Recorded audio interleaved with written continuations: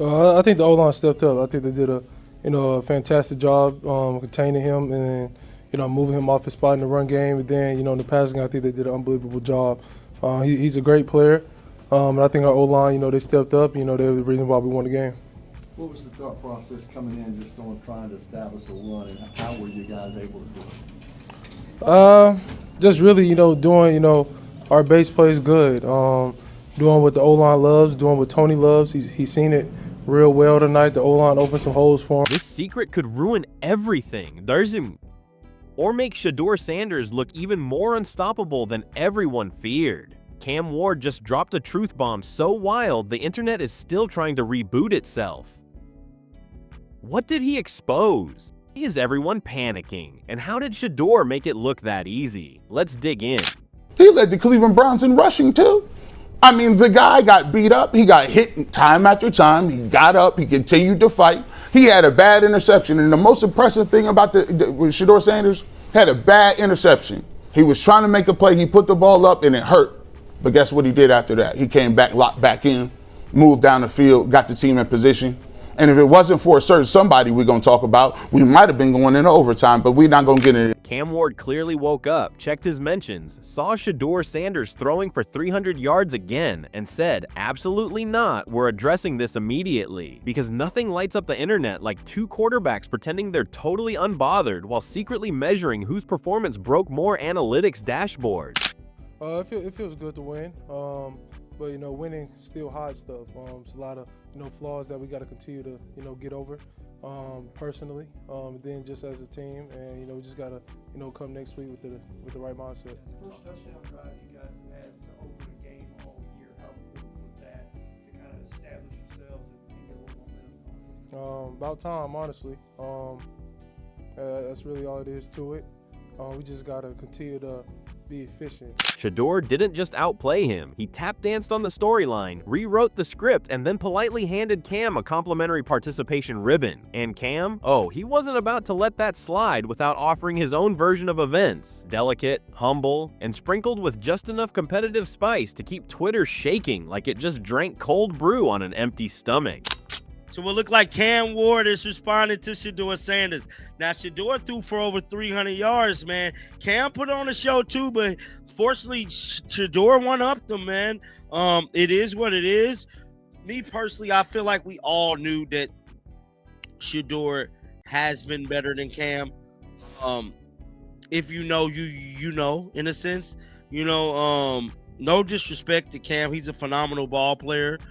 Do I believe he should have been a number one pick overall? No, he definitely shouldn't have been the number one pick. It starts with everyone acting shocked that Shedeur went nuclear again, as if the kid didn't already come into the league with a glowing neon sign reading, should have been the first pick. I think if you're the Browns, you're not saying, hey, can Shedeur work with Stefanski?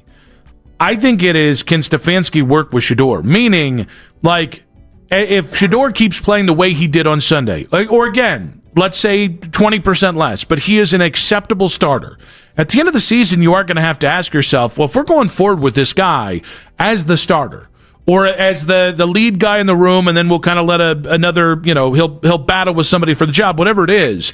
But apparently some front office woke up one morning and said, let's leave $53 million on the table and let Shedeur prove a point live on national television. And the point he proved? That Cleveland may have accidentally drafted the wrong quarterback to be second best. Because according to everyone watching, Shedeur didn't just outperform Cam, he did it while making history in Cleveland. Shedeur Sanders was legendary. No quarterback had did what he did. By the way, since the Super Bowl era, I know you know this one, Bull, because Joe Burrow's on this list. There's only been one rookie to ever throw for 350 yards and 2+ touchdowns and another rushing touchdown since the Super Bowl era. One of them is Joe Burrow and the other is Shedeur Sanders. I ask you, Cam Ward is a first-round pick, first overall. I just saw him be outplayed by Shedeur Sanders. Case closed. First rookie in franchise history to drop 300+ passing yards like it was just another Sunday errand. And somewhere in the distance, the Browns ownership probably paused mid-golf swing like, wait, we're allowed to have fun quarterbacks? Cam, however, handled it like a gentleman, or at least the most polite version of a man who just got outshone in 4K. He started praising his O-line with the enthusiasm of someone thanking the universe for at least one thing that didn't embarrass him that night. Privilege should have went to Shedeur. To me, man, they fucked Shedeur out of $53 million. It is what it is. You know, he should have got his money. He proved today that I think he's the only first rookie quarterback to have 300 plus passing yards in Browns history, I know for sure. But yeah, man. According to him, they opened holes, blocked well, carried the team, and probably also solved inflation while they were at it. If you listened long enough, you'd think the offensive line was the true franchise quarterback. He also brought up the run game like it was the quiet twin who finally got invited to the party. Because if you asked Cam, leaning on the run game is the magical potion for everything: winning, momentum, inner peace, probably even skincare routines. To ask yourself, is Kevin Stefanski the right coach for him? And that, I think, is a question that will come up if Shedeur continues to play at a significant level. Of course it will, and that's where I think if this all is predicated on Shedeur over the next 4 games looking awesome, but that is the type of question then that has them. Does that happen behind closed doors? To be honest with me, just how much is Kevin actually helping you here? How badly do you need him? Do you feel like your development is tied to Stefanski or not? Because if you asked him right now, I don't think Shedeur. But the best part? Cam insisted the win felt good. Just not good enough to let anyone think he's satisfied. Because nothing says franchise quarterback like explaining how winning is still slightly inconvenient. According to him, the fourth quarter was a disaster zone that must be scrubbed from human memory. The team lost focus, communication dipped, and someone probably forgot which end zone belonged to which team.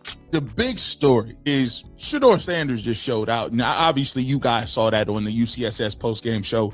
He showed out. You know what I'm saying? He did what he was supposed to do. Earl, for me, the most impressive thing to me wasn't the fact that he put up those type of numbers. And those numbers were very impressive because we had heard all along, one of the statements that we had heard so often was that if Shedeur Sanders got into these football games, it was going to be worse. It was a lot of... The way he described it, the fourth quarter sounded less like football and more like a group project gone horribly wrong. Then comes the humble accountability tour. Cam broke down every throw he wished he could redo, every pass he didn't place perfectly, every moment he wasn't efficient enough. If self-critique were a sport, he'd lead the league. He even mentioned giving his receivers more chances, as if he forgot he's allowed to throw to them on purpose.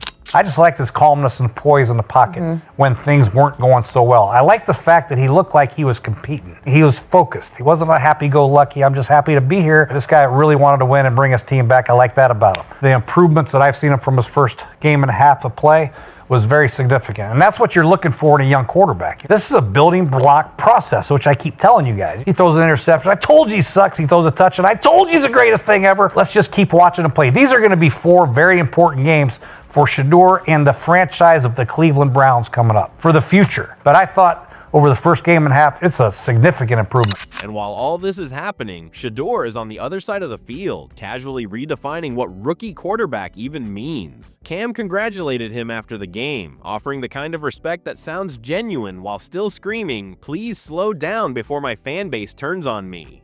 Defense and special teams also got their moment of praise, mostly because they kept handing Cam the ball in perfect field position, like a parent handing their kid the TV remote, saying, "Here, try not to mess this up again."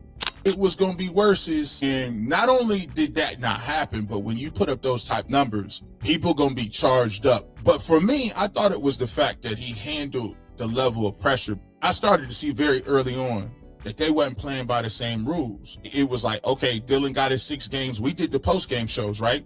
And we was there for those shows, doing the Dylan Gabriel, how did he play, what did he look like, what was the progression. And then I thought it was real funny how they had one game and it was almost like, oh, if he don't do nothing against the Raiders, it's done. And Cam rewarded them with points, or at least the attempt at points, which for Cleveland counts as growth. But let's not pretend Cam didn't feel that sting. Shedeur's performance didn't just overshadow him, it came with fireworks, confetti, and probably a marching band. Yet Cam stayed calm, insisted he'd wake up tomorrow and get right back to improving, as if he wasn't already planning to watch Shedeur's film at 3 a.m. with a notebook titled Never Again. Shedeur Sanders joined Joe Burrow as the only rookie quarterbacks to have 350 passing yards, 3 passing touchdowns, and a rushing touchdown in a game as a rookie in the Super Bowl era. That's fantastic. And even though Kevin Stefanski absolutely botched what was a legendary comeback he's been named the starter for the rest of the year. So he's going to have 4 more games to prove